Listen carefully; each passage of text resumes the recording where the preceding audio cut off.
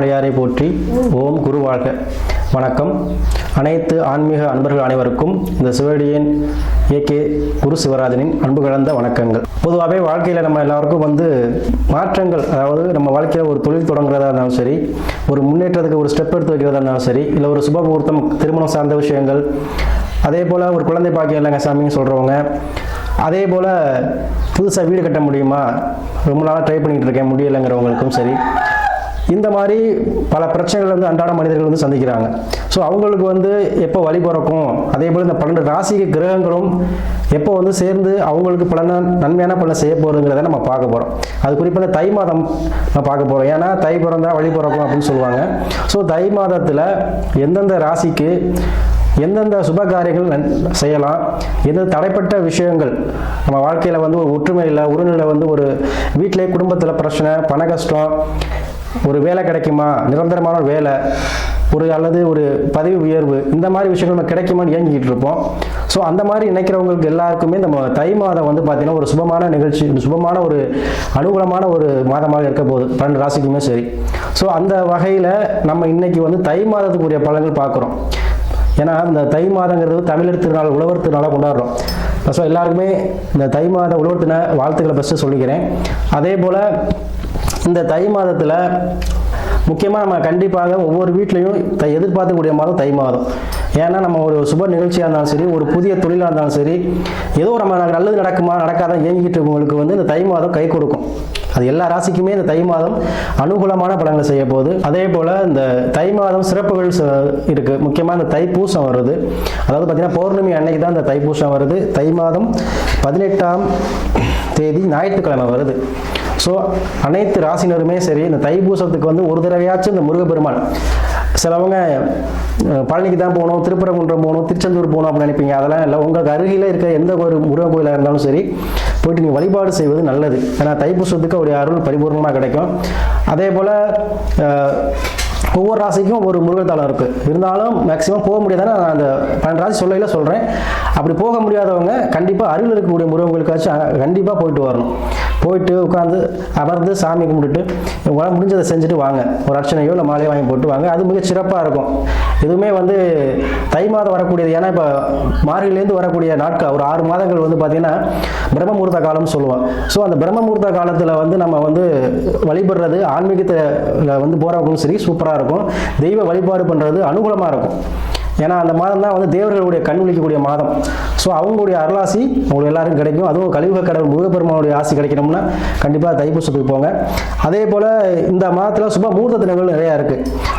பார்த்தீங்கன்னா தை மாதம் 14ஆம் தேதி ஒரு முகூர்த்தம், தை 23 ஒரு முகூர்த்தம், தை மாதம் 25 ஒரு முகூர்த்தம் இருக்குது. சரிங்களா? இதெல்லாம் சுப முகூர்த்த தினங்கள். இந்த நாட்களை பயன்படுத்தி உங்களுடைய எந்த ஒரு சுப காரியங்களும் செய்யுங்க, சிறப்பாக இருக்கும்.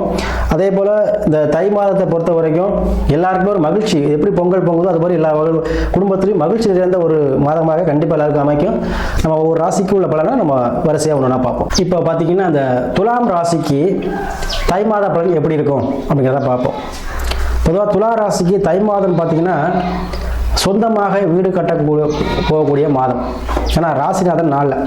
ஸோ இந்த மாதத்தில் துலா ராசிக்கு பார்த்தீங்கன்னா ஆரம்பித்த உடனே உங்களுக்கு தை பிறந்தா வழி பிறக்கும் மாதிரி தை பிறந்தா உங்களுக்கு வீடு கட்டக்கூடிய யோகம், இடம் வாங்கி வீடு கட்டுறதா இருந்தாலும் சரி, இல்லை வாடகை வீட்டிலேருந்து இன்னொரு வீடே சொந்தமாக வாங்கணும் சாமி, இருந்த வாடகை வீட்டிலே வாங்கலாமான்னு கொடுத்தவங்களும் சரி, அந்த மாதிரி அமைப்பு லக்னாதிபதி 4ல் இருக்கும் பொழுது ராசி அதிபதி கண்டிப்பாக இந்த யோகத்தை கொடுப்பார்.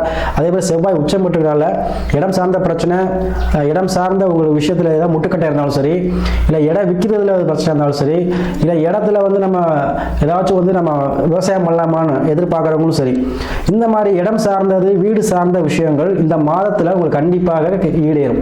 சரிங்களா? அதே போல் கவர்மெண்ட் சார்ந்த பிரச்சனை அப்படி இருக்கக்கூடியவங்களுக்கும் அந்த விஷயங்கள் சுமூகமாக முடியக்கூடிய அமைப்பாக இந்த மாதம் இருக்குது. ஏன்னா சூரியன் செவ்வாய் சேர்க்கைங்கிறது ராஜ கிரகங்கள். ஸோ உங்களுக்கு நன்மையைத்தான் செய்யும். அதே போல் துளராசி அன்புகள் வெளிநாடு வெளிமாநிலம் செல்லக்கூடிய விரும்பக்கூடிய நண்பர்கள் அப்ளை பண்ணியிருக்கவங்க, அவங்களுக்கு இந்த மாதம் வெளிநாடு போகக்கூடிய விசா, IP எல்லாம் இந்த மாதம் வரக்கூடிய அமைப்பாக இருக்கிறது. கண்டிப்பாக வெளிநாடு செல்றீங்க. அதே போல் கணவன் மனைவி பிரச்சனை கண்டிப்பாக வந்து தீர்ந்துருங்க. அவங்களுக்குள்ள ஏதாவது கருத்து வேறுபாடுல பிரிச்சிருந்தாலும் சரி, இல்லை வீட்டில் அடிக்கடி சண்டை வருது சாமி, எப்படி நிம்மதியே இல்லைன்னு சொல்லக்கூடியவங்களும் சரி, இந்த கடன் படையும் பிரச்சனை தீர்ந்து நிம்மதியாக வாழக்கூடிய அமைப்பு இருக்குங்க. அதே போல் ஒரு யார் மூலமாச்சும் ஹெல்ப் கிடைக்குமா, ஒரு பிஸ்னஸ் தொடங்கலான்னு இருக்கேன், இங்கே இப்போ தொடங்கலாமா தொடங்கக்கூடாதா அப்படிங்கிற ஒரு டபுள் அதாவது எண்ணத்தில் இருப்பீங்க. ஒரு மன சஞ்சலத்தில் மன குழப்பத்தில் இருக்கக்கூடியவங்களுக்கு இந்த மாதம் தொழில் தொடரக்கூடிய மாதமாக உங்களுக்கு அமையும். கண்டிப்பாக அது அமையுங்க. ஏன்னா உங்கள் மனை வழி மூலமாக உங்களுக்கு அந்த ஆதாயத்தை பெற்று தருவாங்க. அதே போல் நீங்கள் நினைக்கக்கூடிய விஷயங்கள் எல்லாமே ஈடறக்கூடிய மாதமாக இருக்கும்.